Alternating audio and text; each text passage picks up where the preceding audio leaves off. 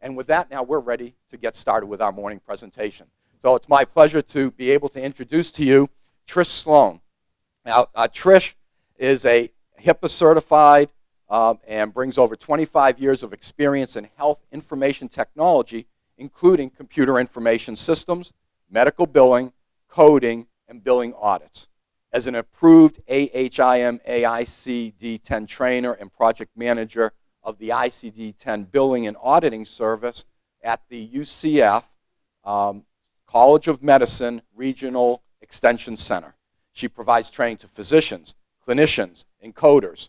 Ms. Stone also specializes in the security risk analysis process and assists practices in satisfying this meaningful use requirement. She holds a BS in Health Informatics and Information Management from the University of Central Florida and is completing graduate work in Health Information Management. Today, she's going to explain to us how these billing errors that take place can reduce, explains how correcting these billing errors can bring back revenue of up to 30% to a physician's practice. That can translate into possibly as much as $50,000 of lost revenue per provider when you're having these billing mistakes. So whether it's inaccurate or inefficient billing errors can affect your practice's bottom line. A billing audit provides a review of billing standards and helps correct billing oversights. If you would at this time, please give a warm MOR-OF welcome to Trish Stone. Thank you. Can you hear me?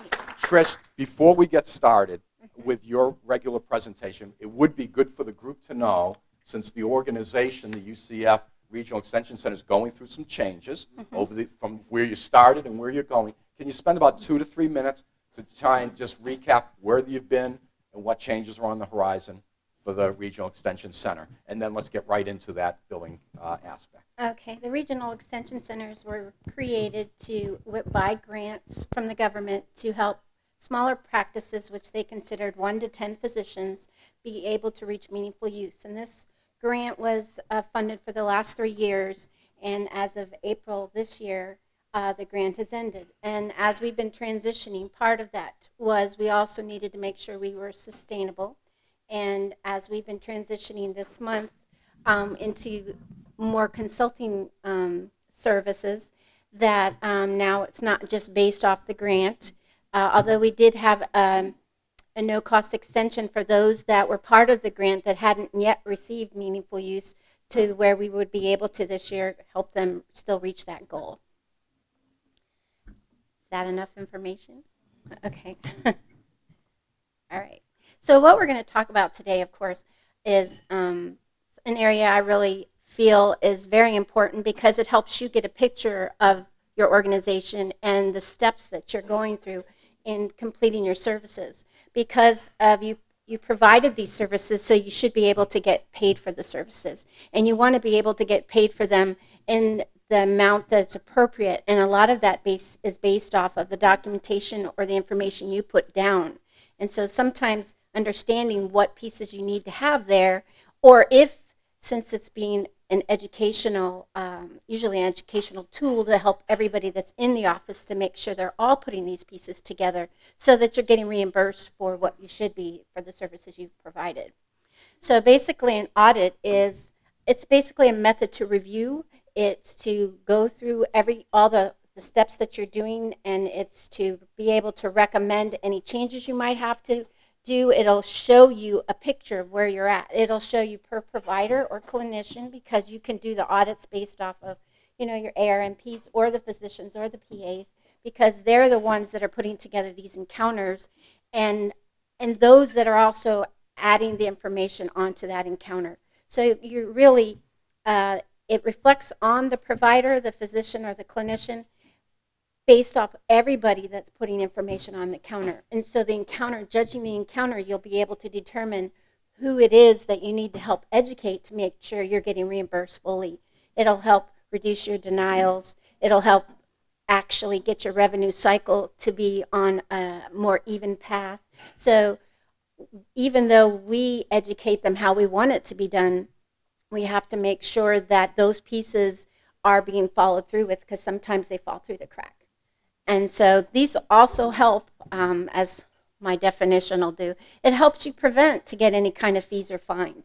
So, but it also, the main thing is to help you keep the revenue cycle on an even keel and to make sure you're getting paid for what you do. So why perform it?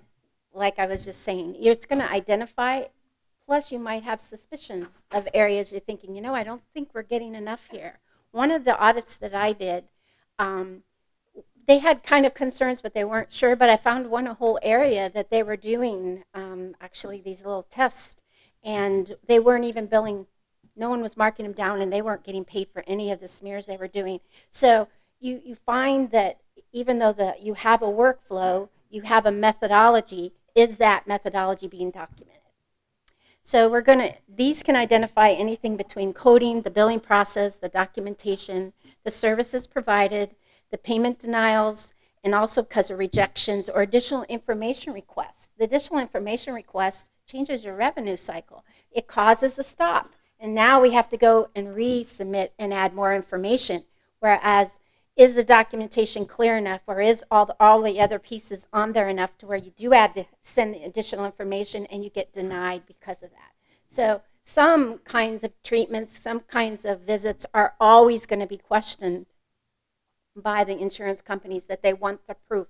But then is your proof there enough, or are you now going to get a denial and you're going to have to, you know, go back and query and say, no, wait a minute, we did do this, we need more proof. It's also a way of picking up maybe missed claims. If you're on an EHR, many of them, the way the billing works between the PM system and your EHR, you have to make sure that your encounters have gone to claims. And if something is missed where the encounter was never turned to a claim because some little piece wasn't finished, those can sit there for months. So an audit can help you find these if you do chart audits. It also, as I mentioned, your collection rate, which is based off of your accounts receivable. If that's building and building, it might be because of the way the claims are going through or something being missed where an audit would catch those. You can have prospective or retroactive chart audits. The normal is retroactive after the claims have gone through to where you want to check what you might have missed.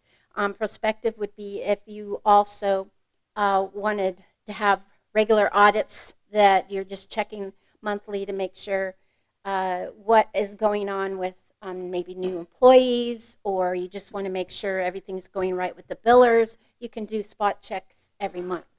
And then, of course, for compliance. And you have to realize compliance isn't just with CMS and AHIMA. Compliance is also to your policies.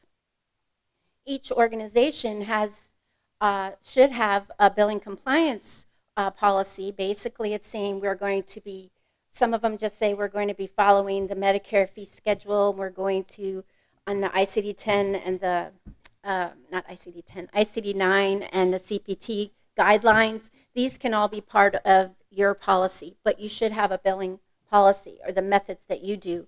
And these policies would be verified and used as a guide while you're having your audit.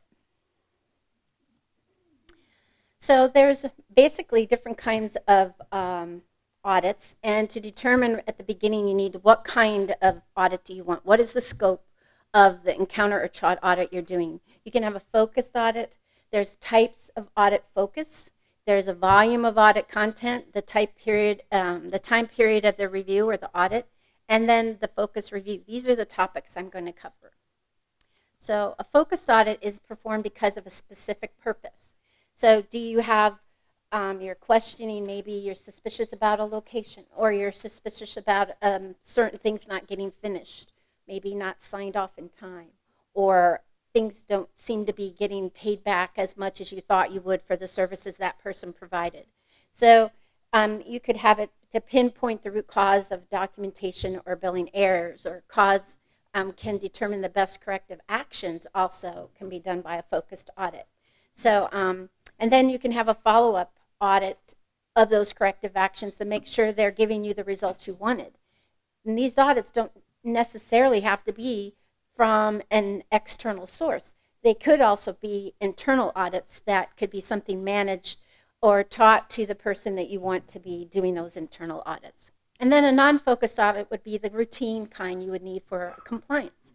You would have, if it's in your policy or basically the norms that you would want to have and we're going to audit and verify things once a year, twice a year, however you want to do it, and then do spot audits on the billers or even new providers, or because of change. Some of the change could be because of the providers, but it also could be you switch from paper to electronic health record.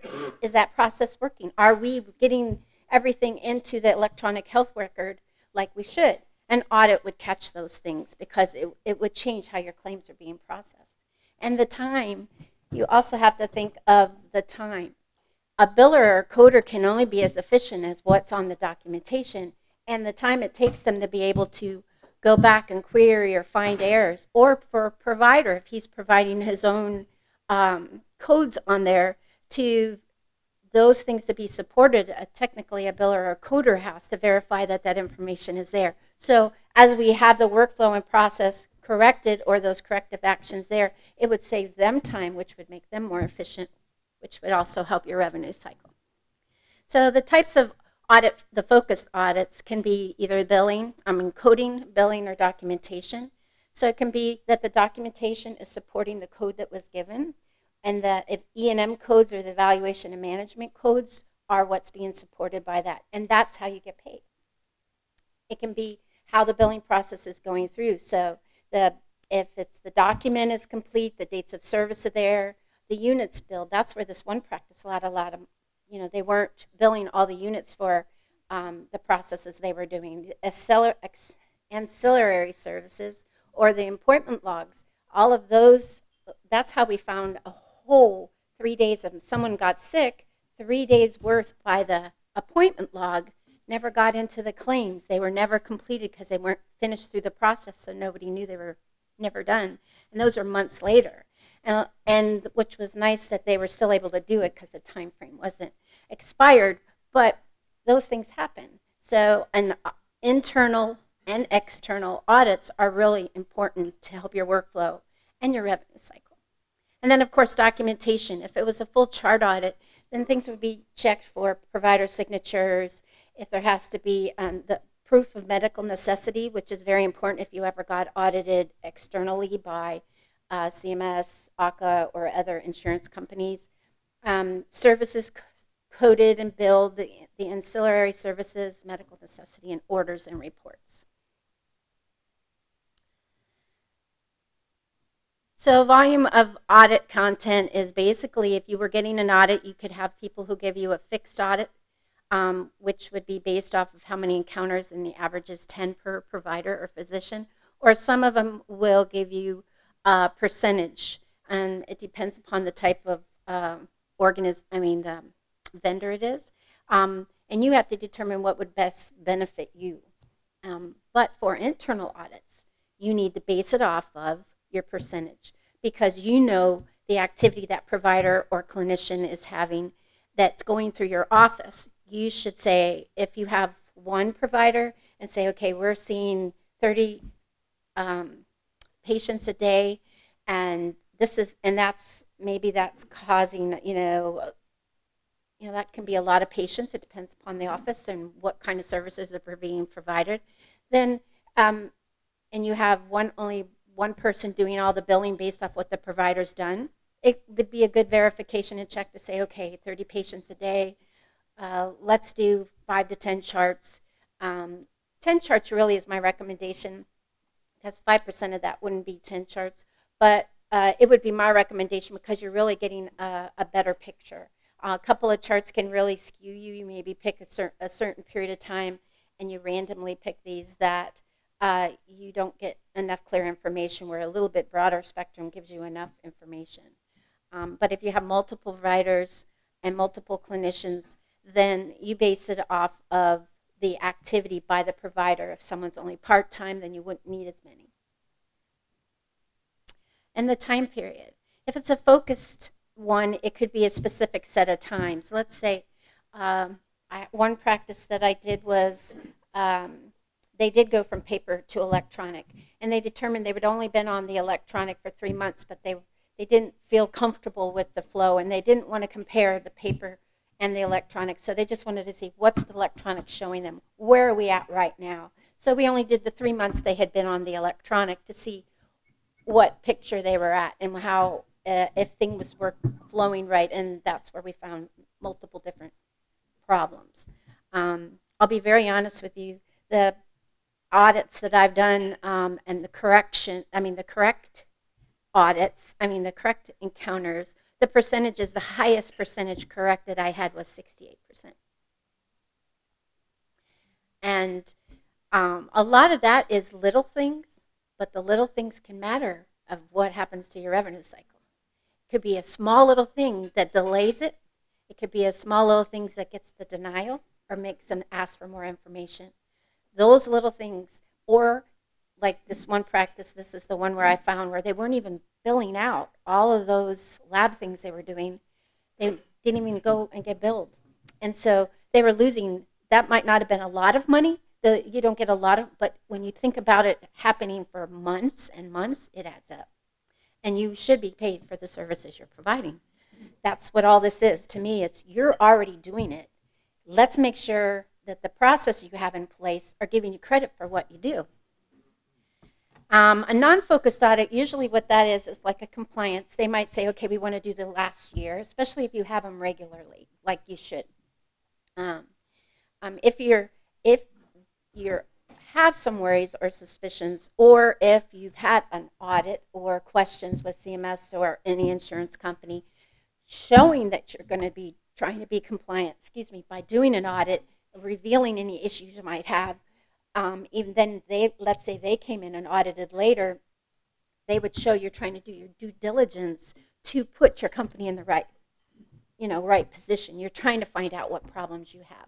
So, and then educate if you need to, if you have internal billing or just a biller that's doing the claims for you, helping them to understand how they can do spot checks and reviews. Then keep your practice of either annually or biannually to have an external audit, because an outside picture means more than internally, because there's, it's not, I don't want to say prejudice, but they're not, favoring their own company. You have someone who's just doing it with unbiased opinion. And then, of course, the type of review you're doing, the retrospective or prospective, will all depend on what type of time period you would be using. And then the focus review, these can be focused also just on specific providers.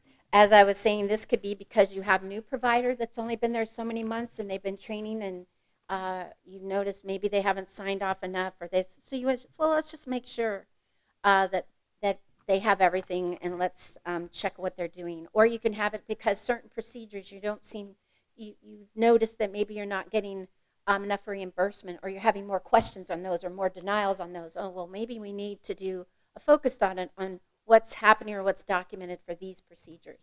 Or a specific location. If you have multiple locations, you might have one location that you have a newer staff in there, or different providers, or you're not getting the same type of reimbursements that you're getting from another location. And you say, well, maybe we need to do an audit here to see what the processes are and if we're missing anything, or we need to re-educate somebody. Okay, materials. If an auditor was coming in, or if you were doing an internal audit, of course, you're always going to need your coding books, because you're going to be doing verifications off of that. Plus, you're making sure you're using those guidelines. That is the acceptable guidelines that are in the coding books. There's reference books that auditors use to also verify if whatever state that it's happening in. And sometimes it's specifically by counties, especially if Medicaid is involved, that you're verifying certain guidelines. And then the other guidelines you'd be having are the internal, what I call guidelines or policies, to make sure we're also that everyone is complying with what the requirements are by the company. So sometimes you have different structures, the federal, the state, and sometimes county, and then you have the internal. And some might be stricter than others, and you always have to go by the strictest requirements to make sure we're meeting all of them. And then, of course, there's specific audit forms and tools that could be used, and auditors all are gathering the same information, but this form might just look a little bit different. And we all like the way we do things.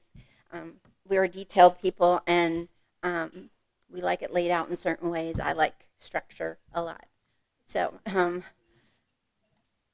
and anyone who knows me knows that. So, but one of the first steps is, let's say after we say we're going to do, I come in and we were going to do a scope of work and determining to do an audit. And we decide we are going to do a focused audit. We want to do it like this one practice, the 3 months they've been on the EHR. Then we have to determine how we're going to get the information and who's going to do the things. So if this is all just to get to the scope of work created to be able to do your audit. So who's going to pull the encounters? Is it going to be, do you have a big enough office to where you have someone in medical record staff? Is it just going to be practice staff? Or is it going to be, on here I put the UCF REC auditor. Now, as a suggestion, if you did do an external audit, that one of the things you'd be saving time and money is if you're pulling your own. Now, pulling them would be based off of random. You have to do them. The next part is how you're going to pull them. You need to determine, some of the PM systems will let you just print out a list of who's seen within that time period, or help you say, you know, we want certain number of every 15th patient that was seen within this time period in the days or orders if you get a list. Or else you can just print out the list and then randomly pick, but it needs to really be random. It can't be a selection unless we were doing it by procedure and by a provider because it's focused. Then you might want to do more because of you're concerned about some things, especially for that procedure. If there's multiple providers doing that procedure, then make sure we're getting a selection of all the patients that had that procedure per each of those providers, and then we'll randomly select so many. But we need to make sure it's random, then we're not picking it because it's just we're concerned about this patient or that, unless you had a patient request or inquiry. And then, of course, you can do a focused audit based off of that. And then if you pull the charts electronically, if you pull each of the encounters for those visits, as I said, I always call this encounter/chart audit because a chart audit is a lot bigger than just an encounter. So if you were doing a chart audit, it's covering multiple other areas than just the encounter, and it's going to be going back through the whole chart. So if you're just doing on the encounters, which would be what you're wanting to check that you're getting the best reimbursement for each claim, then you can just do it on the encounters. And then the other would be who's going to perform the audit. If you're determining we're going to have, and that could be part of your policy, which I would recommend, and then it have to be followed through, that we're going to do every 3 months, rotate all of our, let's say you're a fair size organization and you're going to rotate the billers or the providers, or they're going to be a few, 2 or 3 charts are going to be pulled every month or every other month to cover however many people you have, to do an internal audit. And you're just basically making sure that things are being signed off, that the documentation is there, which is going to be a big deal if you haven't done anything with ICD-10 yet. I also teach that. And documentation specificity is a key for providers in ICD-10. So the documentation you're doing now is, you can ramp it up already for ICD-10. It's not going to hurt your ICD-9 billing. In fact, it's going to give your coders more information. They're probably going to love you. But in ICD-10, the specificity is changed dramatically to where, I'll give you a little example for auditors. If I'd see something in there that said there was a pathological fracture of the vertebrae and it was noted in ICD-9, you have a code that you would use. You would support it by other diagnoses or issues. In ICD-10, the code would have to be an age-related osteoporosis, pathological fracture of the vertebrae, and the initial encounter for seeing it. That goes in one code. And that documentation has to be there to support that. Whereas in ICD-9, you didn't have to have all of that information. And you might be putting down that information in your documentation, but it's going to have to be in a method that's now right within the encounter and not just something that's in the history, where in each counter you're going to have to be able to prove that. So the next thing. Now, if we're going to perform this audit, in your coding findings, you could find if it's been under, over-coded, or miscoded, or no code put there, which is one whole department in one area that I did. Wonderful documentation. Everything was there, and they never selected a code, so it never got billed. So just have to verify and get a picture and help. Sometimes it's just educate, oh, you have to finish this. And no one will know because it wasn't finished. The billing findings to make sure that the dates of services are there, the units of service are there, and the place and type where it was done. If you have just right in the office, or if you have like one, not very big practice, just 2 providers, they had one area that was called the outpatient, where they did little procedures, and the other side was in their actual physician's offices, to where the type of service this would be is if it was the outpatient for the procedure or if it was actually for an office, regular office visit. And then your compliance and your protocols or policies, basically, are you following them? An auditor, or I would take notes on making sure if anything isn't following what I see as your policies and the date of your policy. Has your policy been updated to where it would still be in compliance, or you're saying there has been no changes since this time, so this is the way you're still doing it? So I would make notations if I thought, well, this is way back even before 2009, which were, you know, there were many different HIPAA things changed then, to where do we have everything in here? So I would make those kind of notations to make sure you're in compliance. So then we have a deliverable. If you were having an audit, then the deliverables will be that the auditor would schedule and make sure that they're meeting with you and the times to do the reviews.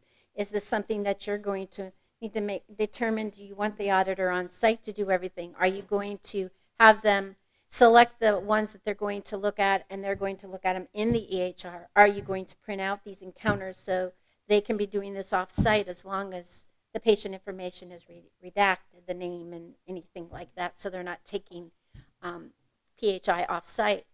Or if it was a paper audit still, then are you providing them in a room to where they can make sure they have all this information? So, and who's scheduling all these appointments? The other one of the deliverables would be that you're going to get your audit sheets and tools. You're going to get any forms that were used, because we usually print a copy of those encounters that were used in the audit with your summary report. And those reports would be per provider, and then there would be one for the organization if there was multiple providers. So you're going to, if the one practice had 40-some providers, and then they got an organizational report that had a review of every one of the providers within it, and then each provider had all of the encounters that were used, all their audit tools that were used, or which is something that marks off everything they found in that encounter, and then the summary report on how many miscodes, how many under-overs, how many they had correct. Recommendations, if it's education, if it's just basically education on documentation, or what type of documentation was missing, education on understanding how to pick certain codes, like E&M codes, especially on undercoding or overcoding, maybe a little education on that. But all of that's brought together to help empower the organization, the provider themselves, on understanding what they need to be able to address, to be able to get reimbursed for what they're doing. And then the final thing would be a meeting to go over and review all these summary reports and everything that's in them. So this here, if you can kind of see it, this is Dr. Kildare, and he's meeting John Doe. And this is an audit tool that I would be using. This audit sheet is you're checking your histories, you're checking your exam, and you're checking your medical decision making. So I would be going through all of your documentation on that encounter, and that includes the blood pressures, everything on here that tells, and that's the other thing. I'm just going to think EHR a second. Some of the EHRs, you have to realize, put these in different areas, and are they bringing them in on the encounter? If you're reviewing them on the EHR, sometimes you have to look in multiple places. So you have to make sure your auditor knows that if it was being printed, it would be on this encounter. So but you have to look here if you're actually doing it on that tool. Just to give you an FYI, because I went, no, that doesn't show up there. But if you print it, it is there. So you just have to look in multiple areas. But all of that's being verified on here. And to determine, you know, if you have a straightforward visit, a detailed visit, a comprehensive visit, or on the history and which includes your review of systems, or on your exam, which each little section of the exam, so many count for different things, and the point system for your medical decision making, which would be like people with comorbidities. You're doing labs. It's a new issue that automatically gives you so many points. So those things together help you determine what E&M code you're using and how you're getting paid. And then in the bottom here, I also show if it's been signed off, the dates of service. I also have on here recommendations, or I mean actually discrepancies that I find on this particular one. And even I also comment if it looks great, because I think you need to know that, and the provider needs to understand they're doing a great job, especially in some areas. Even if they're not meeting it because of this one was overcoded, but they were doing this part really well, and they don't, they have to understand that they are doing this, they're just missing this one piece, to encourage them. And then this is kind of a short one, and some of it is actual, but I've gotten rid of all of the organization. But this is an organization summary report for a small group, and this is only the organizational part. Underneath it, it had one for each provider also. So you would get, and it's in a binder, and you would get that, which shows you also recommendations I would give, or things for the issues, and it gives you the percentages that were correct and the percentages that were not correct. So what are the benefits? It gives an avenue of review for patient care. It allows for quality improvement and educational opportunities. It reflects on the credibility of the organization and the healthcare professionals. And it ensures the accuracy of the documentation insurance companies require for additional, if they want additional information, and determining reimbursements. And then it improves the practices, claim submission, and auditing processes. And the bottom line, it helps your revenue. And understanding and having your revenue cycle is really important. For the UCF College of Medicine's Regional Extension Center, I'm the project manager for all the billing and auditing and ICD-10 services. And our services are, to help increase your revenue. It comes to the bottom line. You're going to invest in checking out that you're doing these processes right. You've invested to be able to meet compliance, to meaningful use, to not get the penalties. You've put an investment into EHRs, and you've invested a lot into all of your organization and the professionals that are in your organization. So taking a picture, one of the things I say is every year you tell them this is you have them patients sign a HIPAA form saying these are the things that you have and what you can do. And when you go and do HIPAA training, you're doing it so that every year you do it as a reminder. This is the things you need to follow. This is what you have to do in compliance and non-disclosure agreements. This is a picture that's saying, okay, we're so busy, things happen all the time. Where are we at? And doing this is to help so you're getting reimbursed so that you can feel comfortable that what you're doing and the time you're providing, you're getting the reimbursement part right and still providing the services patients need. Because, mostly all professionals are going into this because they care about people, but it's also a business. So you need to make sure that you're getting paid so you can do what you love to do. We offer the chart and the encounter audits, and then I do the internal audit training to help people to do their own internal audits, and then documentation training, which is one of the big issues on why people don't get reimbursed, especially between 99213 and 214 and 99203 and 204, because those are the ones people question the most, and usually many times they're doing more than they think. And then the full E&M coding training, understanding how to be able to pick your codes. I also do that training. What this is if you were going to do an audit, every different auditor would have different forms. Our organization does an intake form to make sure we're understanding what your requirements are, what your needs are. And then from that, we're able to determine and help you decide what scope of work you want and what you'd like us to do. So I haven't even looked at the time or how fast I went. Okay. Yes. I'm going to kick things off. I'd ask you that if you have a question, just give me a little signal and I'll come over to your table at that particular time. But let's make sure we have the microphone for the question so it is all captured on our professional videotaping. I'm going of start things off, Trish, I'm wondering, as you were going through this process and the number of providers that are using different EMR systems, whether in fact they are becoming easier, if they've become simplified to the point where working in these EMR systems, the person doing this coding is really meant to be as efficient as possible? Or do you think that there's going to still need to be a reckoning of how it's visually seen on the screens at some particular point to make it all more efficient? Just like there's a variety of changes in everybody's personalities in all of us, there's a variety of different ways things are being done in EHRs. That's a nice way I can put it. We all have our pluses and we all have our minuses.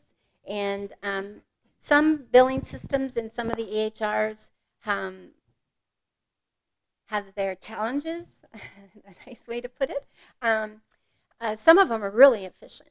Now, as we transition to the ICD-10 and see that, and I really recommend testing. Even if when it happens, if it's when next year or whatever, they are going to have time frames of testing.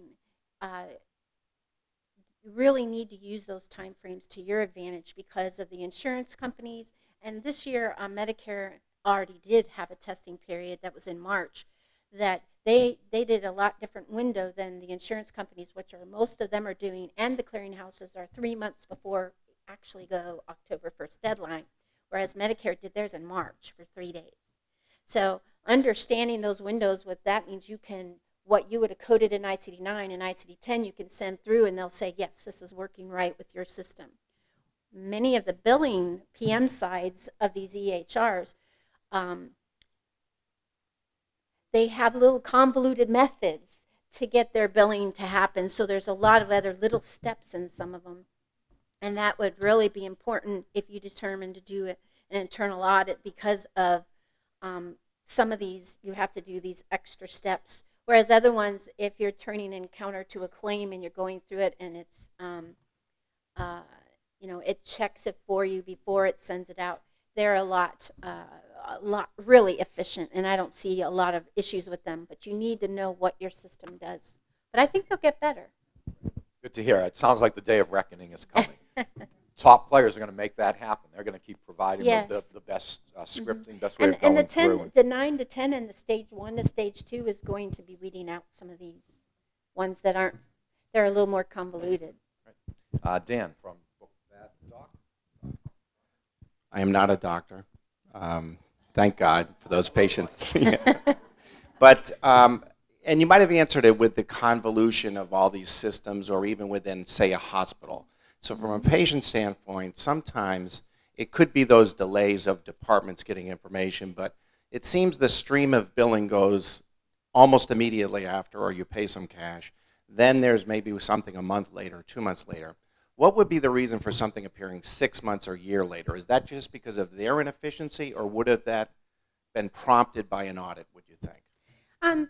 It could have been an audit, but it could have been because of they sent it out and then the insurance company asked them for additional information, or the insurance company denied it because of something, or the claim came back from the clearinghouse because there wasn't enough information. That can cause delays, because then what happens is that has to be resubmitted, because normally if you pay your copayment or the percentage you have to pay to the hospital or somebody, then they don't want to bill you what else might need to be paid until they find out what the insurance company pays. So it has to go through other methods, other steps before it comes back to you.